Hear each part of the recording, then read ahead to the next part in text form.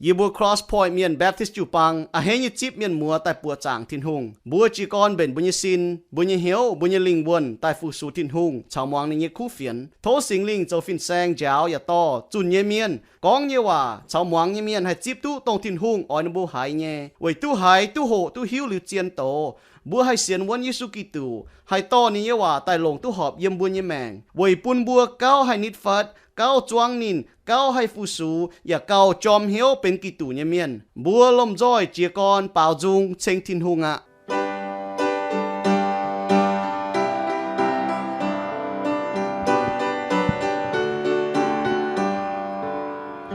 Diệu Giêsu cha kinh hô chia, nín hình chia tai nhẹ chuan nâng, long bua giam giáo yên nhẹ chơi. Diệu Giêsu chính tại hình chia. Alleluia, Diệu Giêsu hình chia. Alleluia, Diệu Giêsu hình chia. Alleluia, Diệu Giêsu hình chia. Quê hàng na yêu chính tại tu hình chia.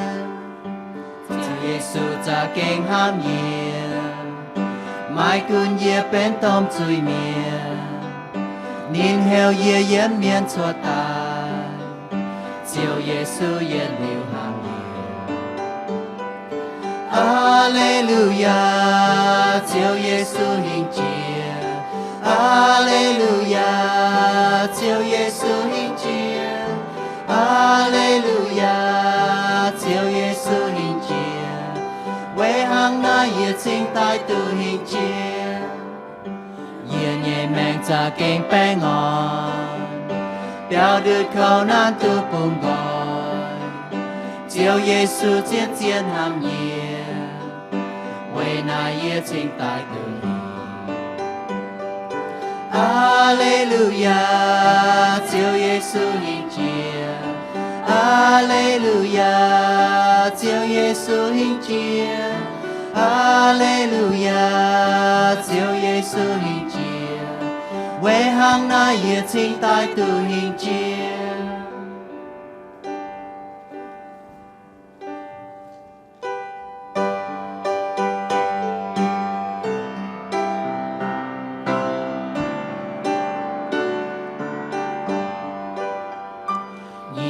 Ôi chung chiều nhẹ khúc phiền, con thao khu ngoài chín tòng. Ôi con chiều Giêsu nhẹ, tòng hám mai trái nhẹ. Con nhẹ xây tòng hoa nhung, quê chú này cứ phiền hai. Bơn nhẹ nhẹ heo mai trên nhiều, cao sang chia nhung nhung xin. Nhẹ ôi con chiến nhẹ khu phiền, con Giêsu tông chính danh chiều. Nhẹ ôi con nô hỏi nhẹ chào, tông chiều Kitô hàm buồn. Nhẹ ôi con khu Muangx nhẹ hoa, tông học tranh chiều nhẹ hoa. Con thao nhiều chiều kinh chiến nhiều, nái cha kinh bùa hồng hai. Ôi con thao trôi lên trên nhẹ, quê chú Mien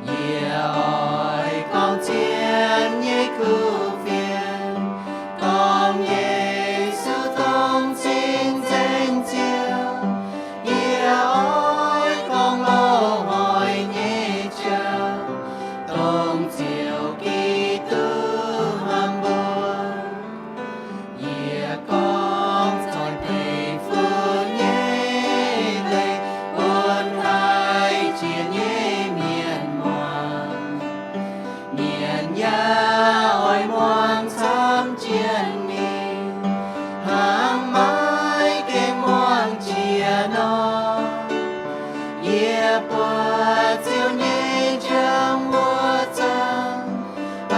hay bao tiêu sáng dù xây tổng lo hỏi nhẹ chiến lệ tổng nhẹ chỉ tư tài lao nhẹ ỏi con chiến nhẹ khu phiền con nhẹ sư tổng sinh danh chiều nhẹ ỏi con lo hỏi nhẹ chào tổng chiều kỳ tư hằng buồn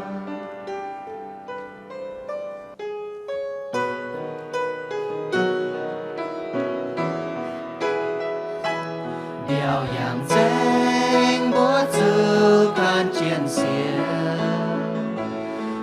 bà công miền cha kinh số hai lon rồi cho chiều bái công miền tại thánh vua siêu nín nhẹ cảnh xoan miền chạm hai chữ sa tan cơn chiến mai ỏi buồn hiểu Giê-xu chiều em sao hề miền mai hai tu chiều khó liên miền chiều mình chân cụ phiền mai miền xám hai hàng yêu tình lại hiết chiến tài ỏi nhẹ dây nín bơ yếm xây trăng giao máu đào khao hai tao xiên Giê-xu tu chiến nhiều Giê-xu xiên Iu-Mienh xua bùa ruộng bùa chiều họp xiên mèn quay cán tao có chiều nhẹ chiều em mình chân miền cõi hiếu xiên tu Yiem Iu-Mienh chiều phải búa choáng châu nín nhẹ cầu phương mèn chiều Muangx hoa chiến châu xia bùa mèn châu Giê-xu bao chào man phiên châu chiều nhẹ Sài Gòn tình tía con sinh linh chia quầm lên châu trong danh thay miền hai từ chiều Amen สบายดีพ่อแม่พี่น้อง แปลงอนเนี่ยมัวเมียนมัวเชียนเชะมัวต่อยจุ้ง Every time we come back to Reading we are so thankful for our friends and family จุนวัดจวนนายถ้า reading ไหนนัวเก่งแรงจริงหายถ้านัวห้องต่อยถ้านัวหัดเจียวต่อยไฟนัวเนี่ยเมียนมัวต่อยJiu-Baangต่อย So it's been 3.5 years over 3 years since we've lived in Asia and every time we come back it's so good to be home นัวเยี่ยมตัวเอเชียตะปุงปัวเฮียงเปียนะจุนนัวจนเตี้ยวแต่นัวเกหายเฮก็หายลงหายตัวจวนทนาย You know everybody's all the young kids are taller and the old people are better looking nếu bỏ là chơi cầu hồ trên mình liền bỏ cố pa này chẳng tôi cao vàng sáng cao rồi thế And we're especially thankful for our family, mom and dad, my father and mother-in-law, and everybody who always pray for us and support us whenever we receive news. It's always good news to us. เดี๋ยวนี้อย่าแรงจริงนี่ตีฉันในมาบัวอย่าแรงจริงJiu-Baangมีมัวต่างก็บัวจ่าเทคนิคตะเกาห้าวป่ะให้จ่านี่บัวหายคู่เฟียนเนาะหายก้องทับเฟียนทับบัวตองเนาะไฟบัวลางเนาะหายก้องลงในสีฮะ So we're just here for a very short time, and we leave on Wednesday. เดี๋ยวกี่ยันนั่งเนี่ยเลย Wednesday ฮะหนูเป็นจวนหนูตะปุงอ่ะ And then my brother-in-law Tan asked if we would share, even though it's a very short time, and I just wanted to relax. นี่ก็นี่ตัวก็นี่จวนแต่ตู้ยินเอาเลยปลายฮะอ๋อฮิตควรเนี่ยอ๋อป่าอีก้องมันนี่เนี่ยก้องติดเท้าหนูมีตะปุงอ๋อเลยบนเท้าบัวให้ออนเท้าบัวเหี่ยวไว้จุดแต่ป้าบัวเยี่ยมหรือเล่าฮะบัวจางเท้า Because you see, I haven't seen my family, my wife and my girls, in 2.5 months. y ha nhị biến nên tu bọn này xia cho này áo I was in this country in Europe called Switzerland, and I was doing this master's program. lên này mình năm tập trung hiểu Switzerland nữa nếu tổ sâu lên này hộ thằng này master So when I saw my daughter at the airport, you could imagine, I felt like crying because she said, "I miss you, Daddy." nếu anh yêu chỉ đại trang thì bọn này xia có ô ta y trang hả mày y kinh hải ở Yiem hả And I did not expect to see her because I only expected to see Maaih. lên này có nín ham cho có bọn này xia yêu chỉ đại trang ở lên này lại tu bọn này áoกันฮะ But that was good news to me. นายเซเป็นอินยุงเก่งคู่เฟียนปุ่นนี่เนาะ And somebody recently asked me, Tony, so what is the good news for people in Asia? เหลียวชอมาตอมเนี่ยอยู่เอเชียตะปุงหนักกันนี่อ๋อคู่เฟียนน่ะฮะยุงอ่ะคู่เฟียนปุ่นทางเอเชียตะปุงน่ะฮะยุง And it just took me 1 second to think about it, and I said, freedom. นะคู่เฟียนนั่นก็ยึดตั้งให้ที่จะห้ามชัดแต่ก็คู่เฟียนเซตุปุงกอย See, sometimes when we talk about the good news or the gospel, it's the same word in the Greek, but sometimes we think if we do good, if we help people, that's the good news. จุดป้าบ่หลายตัวก็โอ้คู่เฟียนน่ะนะตาบัวโจลงปุ่นเมียนบัวเทงเมียนนั่นน่ะตาเป็นไหนคู่เฟียนนะ But there's a key part of the good news, which is Jesus. นี่ก็มันไปยึดอยู่ตัวเจียนหายก็ถ้าคู่เฟียนน่ะเซเยซูคริสต์ So even the early church, back when Paul was alive, they struggled with this question, what is the good news? นู้จันว่าจิวปางอ๋อจีกอนเนี่ยจิวปางยังเปาโลจะโหนู้ป่าจะฮิตแต่ก็คู่เฟียนน่ะฮะยุงอ๋อ And in 1 Corinthians, if you turn with me to 1 Corinthians chapter 15, แต่ยึดโครินโตโซเจียมจาง Paul wrote to them to clarify some things. เปาโลเฟียปุ่นบัวเท้าคู่เฟียนนี่เจ้าก็เมงก็คู่เฟียนน่ะเซฮะยุง So before I answer the question, what is the good news for people in Asia? Let's see what Paul has to say about the good news. ดังเดียวก็ถ้าก็คู่เฟียนพุทธเอเชียตะปุงอ๋อเดี๋ยวบัวมากาเปาโลก็ถ้าคู่เฟียนน่ะเซฮะยุง So 1 Corinthians chapter 15, starting in verse 1 through verse 7. แต่ยึดโครินโตโซเจียมจางแต่ยึดเยี่ยมมีทัดเช็ดเยี่ยมเมียนยิโซอยู่ว่ายึดชินหลวแปะชั่วจะหลวรมิน And Paul says, "Now brothers, I want to remind you of the gospel I preached to you, which you received and on which you have taken your stand." จวงก็เยอะว่ายี่อ้อยปูนไม่บัวจางเจียนจินด่างยี่จุนบัวไม่บัวยี่คู่เฟียนนายคู่เฟียนไม่บัวจิบใต้เจ้าก่อนโดเสียนวน By this gospel you are saved, if you hold firmly to the word I preached to you. Otherwise, you have believed in vain. เสกองไม่บัวนั้นวนยี่จุนยี่คู่เฟียนนายคู่เฟียนเจียวปูนไม่บัวตู้เจียวไม่เจ๋ไม่บัวเสียนไม่ล่ำลง For what I received, I passed on to you as of first importance, that Christ died for our sins according to the scriptures, that he was buried, that he was raised on the third day according to the scriptures. ยี่กันจิบใต้ยี่ยี่จุนบัวไม่บัวเมียเก้าหลงเจียนเจียเสหังกิงโซเฟียเจียนกองนอกี่ตูไว้บัวยี่จุยตาย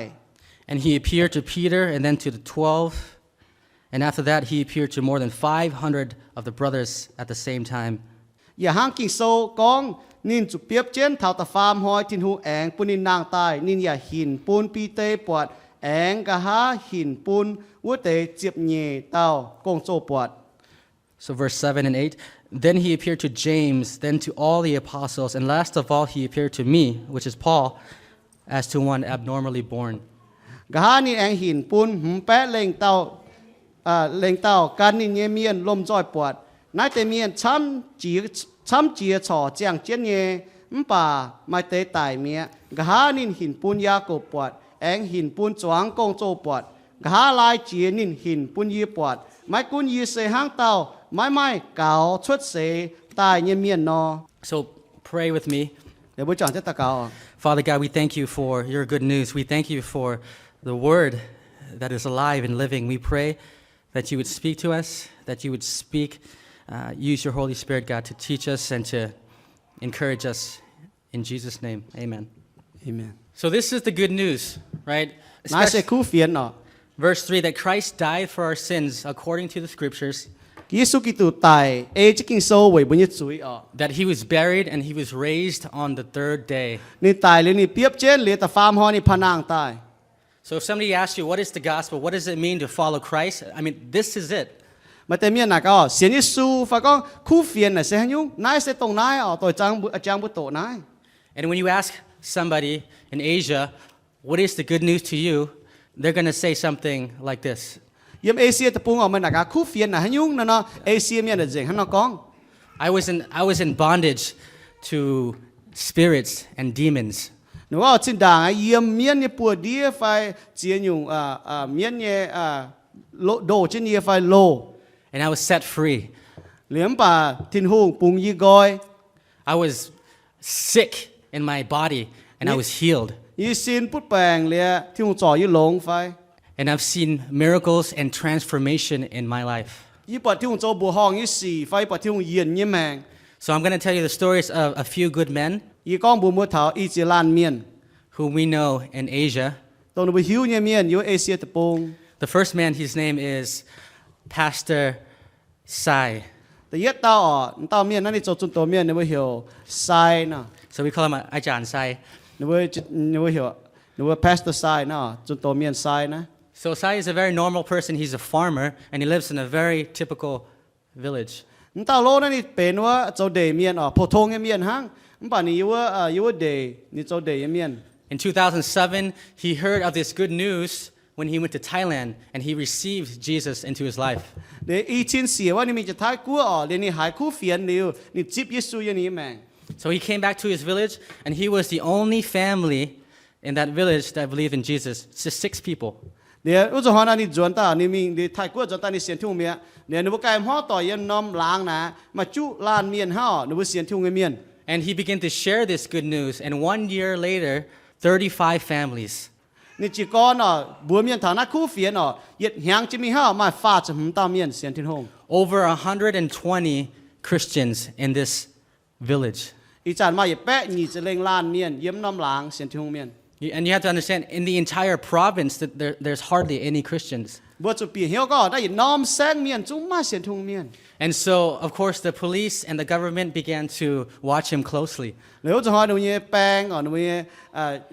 หุงจ้าจีกอนหมั่งเจนินการเจนิน One day, Grandpa, he's about 68 years old, he said, Pastor Sai, can you come and pray for my daughter? เนี่ยมาหอยนะมาตาองโกนะหลวดจะเล่งหาองโกนี่ก็โอ้จุดโตเมียนไซนี่บัวเหี่ยวแต่เทงเนี่ยฟุ้นตะเกาโอ She's very sick, and we hear that you Christians can pray for them and they can get better. นี่เก่งลงตะเข้าหายไปอยู่บัวหายก็มือเสียนที่เมียนนะหายตะเกาแล้วตะหายนงกันไป And he came to the house and he said, of course we will pray for her. นี่ก็นี่ตาทำตาองนี่เปียวก็อยู่บัวเฮงเนี่ยเทงไปตะเกา But if you want to experience freedom, if you want to see God heal your daughter, เมื่อตุ๊ปุงก้อยมาปอดที่หูจ่อมาเนี่ยเสียthen you need to follow Jesus and you need to get rid of all your idols. เรียกมาจุการเยซูจุเสียเยซูเรียกจุกวางใจไม่เมียนเนี่ยกันนะจีนอยู่จ้าอันนี้เราจีนอยู่ต่างเจียนเนี่ยกันนะ And he said, yes, I want to follow Jesus. เนี่ยก็อยากการเยซูเนี่ย And so he took all the idols, all the Kong, all the, the demon worship stuff. เดี๋ยวนี้จ่อยจุ้งเมียนเนี่ยกันนะหนูติวแต่ไฟโตแต่กันนะเดี๋ยวหนูจ่อแต่จุ้ง And he took it outside and he burned it. เดี๋ยวนี้จ่อชักกี่คลามันนี่ปั้วเจ๋งแต่กันนะมี And then his son-in-law came home. เดี๋ยวนี้เขาจะเนี่ยเว้ยจวนต่อ He said, Father, what are you doing? These idols have been in our family for many years. นี่ก็โอ้เตี้ยไม่จ่อเนี่ยแต่เจียนนะยังบุญห้องต่อยเจี๊ยแปะเจี๊ยหยัง What have you done? You've angered the spirits. ไม่จ่อเนี่ยมันจะไม่จ่อปุ่นเมียนชิเจี๊ยไม่รู้ไม่จ่อปุ่นหนูจ่างไอ้กันนะชิเจี๊ยเนี่ย Who told you to burn these items? Who told you to do this? ถ้าตาเห็นไม่ป้วนแต่กันนะ And of course, that son-in-law was a police. He was a police officer. แล้วนี่ตอนน่ะจ่อยตาหนูเนี่ยจ่อแป้งไฟจ่อหนูจ่อว่าหนูตำรวจไฟชิท้ายว่าไปเลยนะห้างนกอง And so Ajahn Sai was arrested. เดี๋ยวจะหานะนี่เวจะนี่จ่อตำรวจนี่จ่อเช่นว่าจุนโตเมียนทรายเต้า In August of 2009, อีชินดูว่าเป็ดหาอีชินดูว่าหนูจ่อเช่นนี้ he spent 1 year and 2 months in jail. นี่หนูว่าจ่อนี่วนเหยียดหางอีหานี่ว่าโล And going to jail in Asia is not nice, not very nice at all. เยี่ยมเอเชียตะปูงไปที่ตัวเนี่ยมิงโลเนี่ยมันเสเก่งโลงี้ตองตู้มิง So this is the good news to people in Asia. นายเสคู่เฟียนผู้ทำเนี่ยเยี่ยมเอเชียตะปูงน่ะหังโน But is it really good news when when you have to lose your house? 那给เป็นคู่เฟียนเนี่ยไฟอ่ะก็ไว้จะมาจิบนะคู่เฟียนแต่มาดอทมันยังเปียว Is it really good news when you have to lose, maybe your kids cannot go to school, lose opportunities for education? là cái bên khu phiền phụ mày phải có vậy cho mày xỉa Giêsu tại liệu mày chuyên hay mình tổ sâu mày mà tôi mình khao hộ ạ. Is it really good news when you have to go to prison for what you believe? Này bên khu phiền phụ mày phải có mà cho mình vận lô vậy cho mày xỉa Giêsu.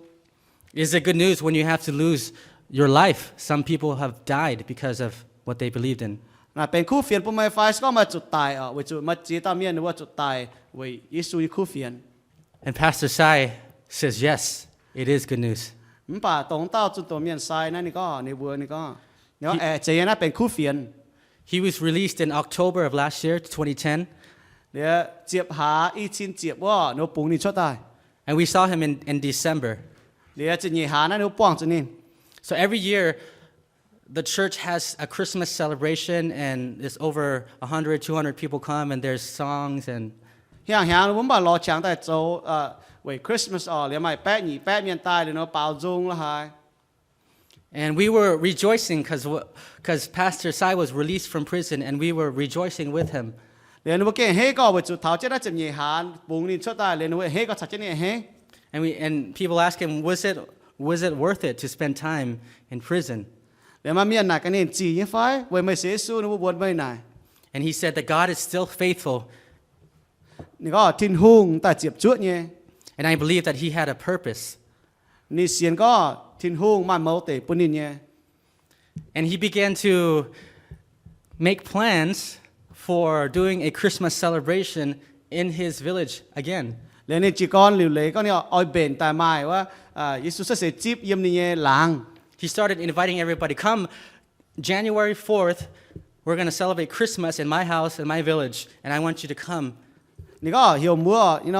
น้ำหอยน้ำหาอีบอยโจยิสุเสียจิบเหี่ยวมัวจุ้งตาย So after, he was just released for just 2 months, and then he started meeting again. เรียนว่าปุ่งนี่ช่วยโลตาอีหานี่ฮะเรียนนี่จีกอนไอ้บัวเมียนตายจ่องเจ็ดปวดจาง January 4th, there's about 30 people sitting in his house, and they're about to eat. เรียเท่านั้นว่าตีเย็ดหานะเรียมาฟ้าสิบล้านเมียนยังจะหนูเปี้ยวหนูจีกอนเอาเนี่ยหางอ่ะ And then all of a sudden, a truck comes with police and with guns. เรียมเจียวไปน้ำชักป้องเจ๋งหนูเจียนแปงจะเจียนชงต่อจะตายจุ้ง The women and the children, they run out the back door, and they run into the banana trees, and they hide. เรียมเสียตอนถิวชักกางเปี้ยวหรือถิวปีว่ามันจิ้วลมจะปิงเช่นว่าจิ้วลม And Pastor Sai is arrested again, and they put handcuffs on him เรีย again. นเต้าจุดตัวเมียนหนูเอ็นจ่อจุดนินเอ็นข่าวจุดนินเมีย And he's arrested for meeting illegally in the village. หนูก็โอ้วันจุดหนูกับจุนแต่ปวดจางยันน่ะล้างน่ะโจมตุ้น่ะตองหนูมุ่งจ้าเลยหนูเอ็นจ่อจุดนิน Even though they had permission to meet on a provincial level. นี่ก็มันก็ยันหนูแซงน่ะหนูก็หนูให้ไม่โซแต่ก็ให้จ่องเจ้าปวดจางตุ้ So Pastor Sai was arrested with 10 other people and one other man. His name was Pastor C. เรียนมาเต้าเนาะนั่นแต่นั่นเต้านะพาสเตอร์ไซนั่นนี่เหมือนจ่อจุดนินเรียนจ่อตัวเจียบตาจุดนินเรียนมาเต้าจุดตัวเมียนไปเหี่ยวพาสเตอร์ซี So Pastor C spent 2 nights in prison with Pastor Sai. เรียนเต้าเนี่ยจุดเช้าว่าพาสเตอร์ไซเยาวโลอีมวน And he said, maybe God brought you to jail because you did not finish your work of sharing the good news. นี่ก็แต่ป้าที่ว่าจ่อไม่จนน่าโลไว้จุดไม่ลงจริงจังโหจุดคู่เฟียนน่าโลบนเมียนไปหรอ So when they got to the prison room with all the prisoners, 58 prisoners, the prisoner said, so why are you here? เดี๋ยวจะหาหนูถามว่าตามมาจะเป๊ะเต้าโลเมียนจะเช่นหนูอีเต้าอีเวอร์เลยว่าแต่โลเมียนก็ไม่ทุ่งเปลี่ยนหน้าตาย And they said, we're here because of our faith, because we believe in Jesus. We're not criminals. หนูก็อีบุยน่าน่ะอีบุญเจก็โจเมียนวายเมียนไฟจุยเมียนอีบุยน่าน่ะอีบุโจอีบุญก็โจให้จุยแต่เจนจ่ออีบุวนไปอีบุเวจุยอีบุเสียยิสู And Pastor C said, no problem, because we believe that God is going to set us free. No เลี้ยง problem. เต้าจนตัวเมียเหี่ยวสีเนี่ยก็อ้อมเป็นหิ้วหลังไปอีบุยน่านั่งไปอีบุเสียนก็ทิ้นหุ่งปุ่งต่ออีบุปุ่งกอยปุยอีบุให้ชุด And the prisoners laughed. They laughed at him. They said, you're crazy, pi ba. นี่ก็โอ้เหมือนจังเหรอเมียนมั่วมาหาเมียนเปียกมาหาแม่ For religion, you spend at least 3 months, maybe 6 months in jail. Sao mày xiên thung này, cho tụi mày nó cho nà, bùa hà nhẹ mày chú hà nhẹ nó buồn mày. If you get out, we will follow you. We will find you and follow you if you get out and believe in your God. Sao mày kinh hăng mày có nào mày thiên hùng hà bùng mày này bùa xuất ta này bùa lò mày tại bùa xiên mày nhớ thiên hùng á lọ. And Pastor C said, if you get out, don't follow me, but follow Jesus. Đến taoตัวแต่nhẹ tao pastor sĩ con bùa tại trung lô miền có. Mới tôi xuất nà, tôi can như bùa lọ, can như su hăng. And he shared very simply. He said, because Jesus is the God who created the world. Nì con khu phiền bùa tê là hùng hề này có. Giê-xu chế nhung nhung tai. He's the one that died for all mankind. Nên nè tai vì trung ba miền. And if you believe in him, you will be forgiven of your sins. Sao mày xiên nì nó nì quảng mày chui. And you can be with God forever. Liền mà hai tu chán nì liu yếm múa. How many of you want to believe? Nè cả múa mà hai tao xiên nì phải. Raise your hands. Số múa bùa nào, nè con. The prisoners and the guards. There were 58 of them.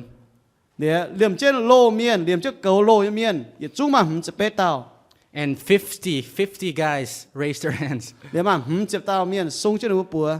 And he counted. Để nè sao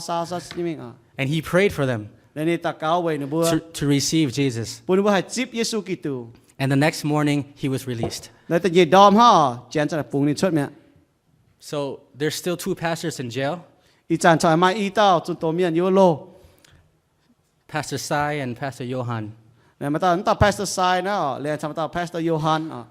So some people say the good news, it's helping other people, Mà tại vì khu phiền nó ta thèn miền. which is true. Jesus said, I have come to set the captives free. Giê-xu có chế nhỏ, ý tai tức bùng gọi miền yếm lô. The blind see, Chính mang miền hai mảng. the lame walk, Chào bài miền hai yang. the dead rise. Tài miền hai nàng. The good news is preached to the poor. Khu phiền nhà chun thảo bún thảo chiếm như miền.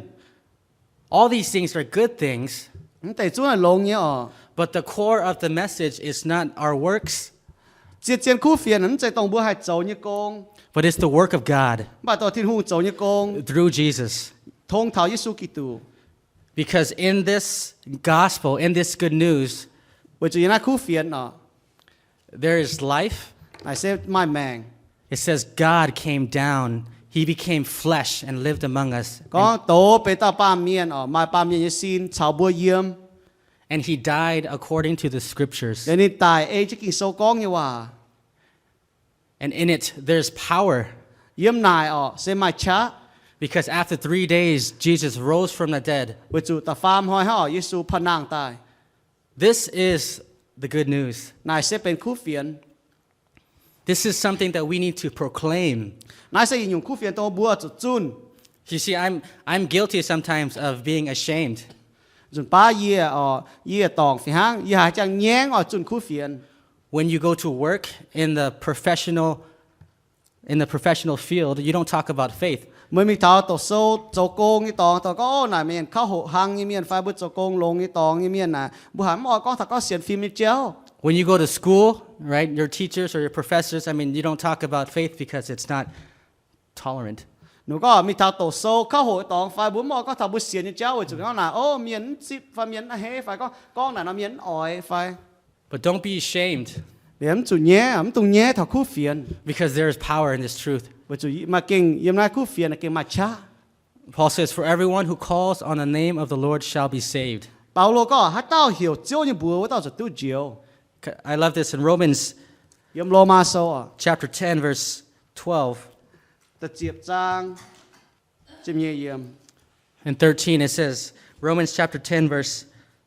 13. Everyone who calls on the name of the Lord will be saved. Hăng kỳ sâu con nó hãy tao hiểu chiếu như bùa với tao chiếu tu chiếu à. But how can they call on the one they have not believed in? Hắn vừa hắn hiểu chiếu như bùa chứ con xiên chiếu nè. How could they believe in the one whom they have not heard? Nếu hắn hay xiên sao nó hay chiên à. And how could they hear without someone preaching to them? Sao nó hay sao mà miền chun bùa nữa nè. And how could they preach unless they are sent? Nếu hắn mà miền mình chun chứ con mà miền phụng như miền.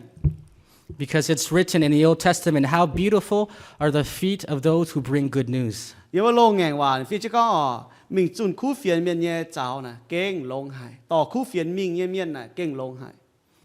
So we lived in Asia for several years, and every time we received this news about things happening at home, nếu bây giờ chăm hàng tao rồi chúng nó hải khu phiền thảo con bên này béo như phiền we're happy. nếu bây keng hé hải. And this passage, how beautiful are the feet of those who bring good news,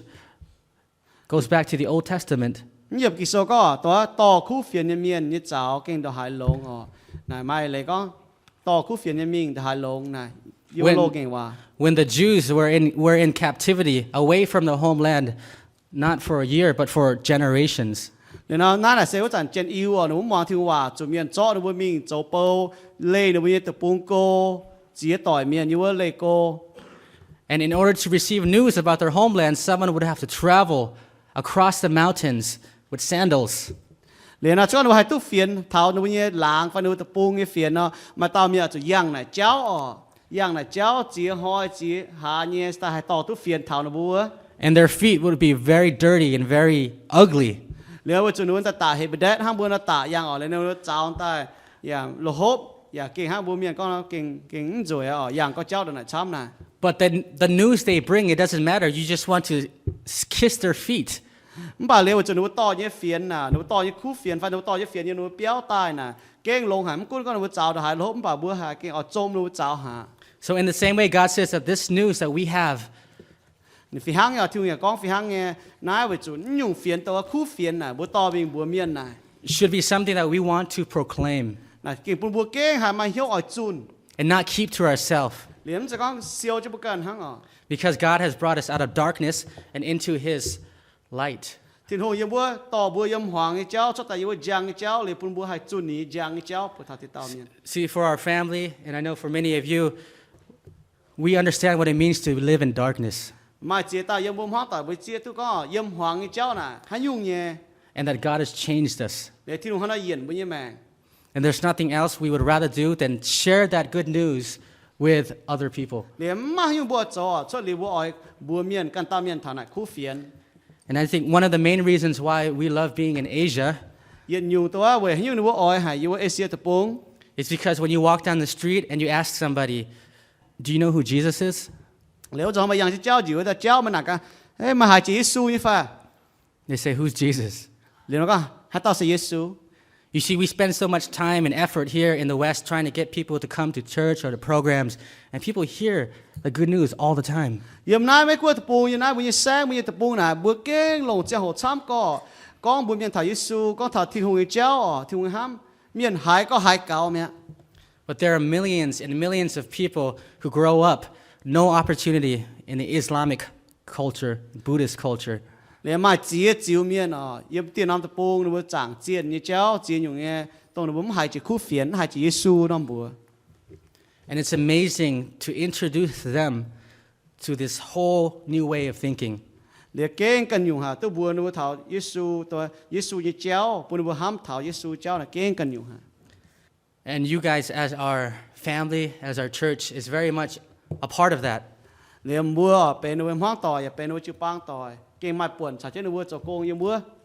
So we just thank you for being partners with us and taking this good news to places where it's never been heard before. Giờ làng chính bữa chả nó bữa chọn công chỗ, tỏi cho khu phiền mình thảo, có, yên là lùng đi có, tông miền cái hải chỉ khu phiền như có. So don't be afraid to take it into your own lives. Liếm từng cặp gì có to mà can to khu phiền mình chun thảo yếm mà yếm mẹ, chun thảo tông mẹ quang chun yếm miền phải yên nái, làng trông phải yên nái, tập bung như tông. Let's pray. Bữa chọn chết ta cao. Father, we thank you that you are risen, that you are alive, that you are powerful, and that nothing is like this message. There's no other message like it. Every other religion tells us to do good and to be good people. But Father, you tell us that only Jesus can save us. And we pray that you would help us to take this news to our friends and our family and to all the people around us. We ask this in Jesus' name. Amen. Amen. với con mong muốn lành chính bây giờ cái này con mong muốn lành chính tham hại ý bữa chuẩnแต่một chipที่บนน้องหายจะละหางละหายจะเจียนอยู่ไงทิ้งบนจอรถละหายไม่เจียนอยู่ไงหมดทิ้งที่บัวกิ่งแรงจริงหางบนนอกจากหมดทิ้งบนตะการปั่นมาเต็มบนปุ่นจินย่างนี่บัวแต่แรงจริงหมดthamหายยี่ก้องหันยุ่งไงมีจะมีว่าจะนำตะปุงน่ะหางบุ้มไม่ละหานหางนายบุ้มไม่ช้อปปิ้งหางยำจำกาปุงเปิดไม่มันเป็นยุ่งเตะน่ะไฟฟิวสิเนี่ยมันแบบจะกวางจะบ่ห้างต่อยมิงน่ะเจ้าเนี่ยมันไปก็อยู่แรงจริงที่นุ่งไม่เนี่ยก่อฉันยามอันชาอะไรยามไหนถ้าจันจะชาจีมาบ่อ่อนจีมาไปเหี่ยวไปก็มึงว่ายี่ปุ่นมิงเป็นเส้นไปเหี่ยวมาจังจะแทงจังจีปุ่นมิงมาแทงจีว่าตะกาวใหม่ว่าsafety บ่ได้มิงว่าถ้าว่าอาจจะไปกรุงเทพหรือเองเล่าในสถานบ่เปียวอ่ะหรือแบบบ่จังจะยังมาบ่หนูว่ายามก็เปียวชาก็เทียจะทะเลเจ้าก็tại núi giàu như bên mình nó bà một tháng chỉ tất cả ở núi bên hill y con bảo vệ nên đã bà dung nó bây giờ mình hiểu nên bà nắm dung gì nắm dung này bây giờ nắm tập buông này bà này y hải on tới như hill như như cha storyว่านี่เสียนที่หุ้งป่ะนี่ก้อนน่ะเนี่ยป่านี่ชาชื่อว่าป่านี่ก้อนไหนก้อนที่เท้านี่แกนี่แมงช้ำหายหรือเหี่ยวไว้ป่าน้ำซุงนี่ยี่ตุ้มบัวน่ะช้ำนี่หิวจะเล่าว่าเนี่ยโซ่ป่ามาเตน่ะลุนเตป่านั่งหิวป่าโซ่ในซุงน่ะก้องเท้าว่าหอยจะหอยนะTin-Hunghน่ะนี่เย็นเนาะTin-Hunghห้ามจะTin-Hungh mercy น่ะเย็นเนาะถ้าจันยมจนเนี่ยหรือก้อง Tin-Hunghน่ะตรงเต้ากิ้งworthy to receive ว่าบัญญัติปวดจางถ้าบัญญัติเชงนี่เนี่ยTin-Hunghน่ะสิเนี่ยถ้าจันเนี่ยกิ้งน้องหายเนี่ยหุ้งกุนก้องจำป้านั่นหยุดจิ๋วจื้อบัวกิ้ง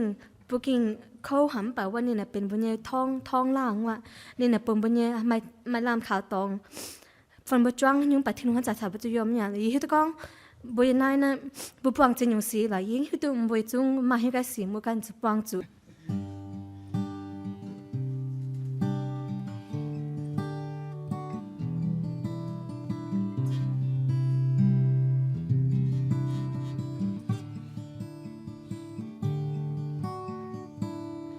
วันเวลาที่เปลี่ยนไปพระองค์บ่เปลี่ยนแปลงเป็นความหวังเมตตาอยู่เสมอคนเฮาอาจจะหวั่นไหวพระองค์บ่เหมือนเดิมเป็นพระเจ้าของเฮาอยู่เรื่อยไปพระองค์ทรงสมควรที่จะรับการสรรเสริญพระองค์ทรงสมควรที่จะรับการโมทนาเพราะพระองค์แสนดีและบ่มีใครจะเหมือนพระองค์ทรงสมควรที่จะรับการสรรเสริญ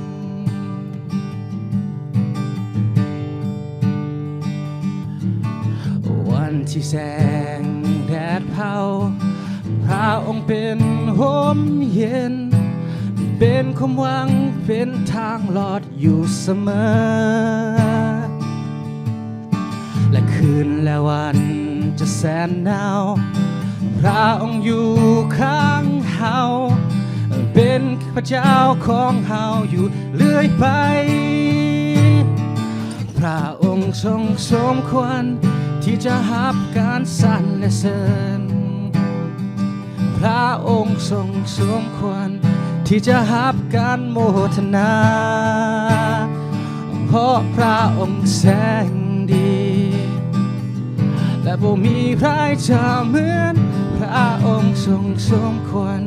ที่จะรับการสรรเสริญ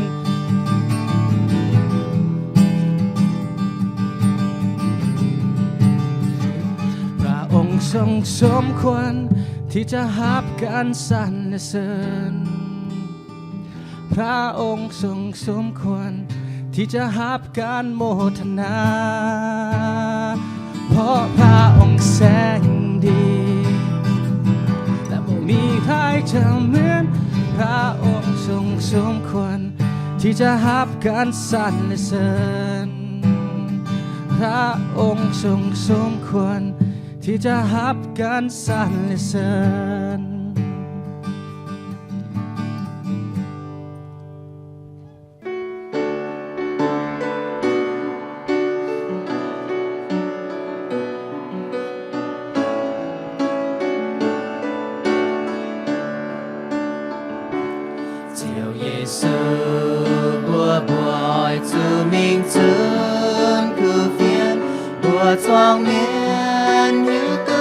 chiến chiến nhẹ nè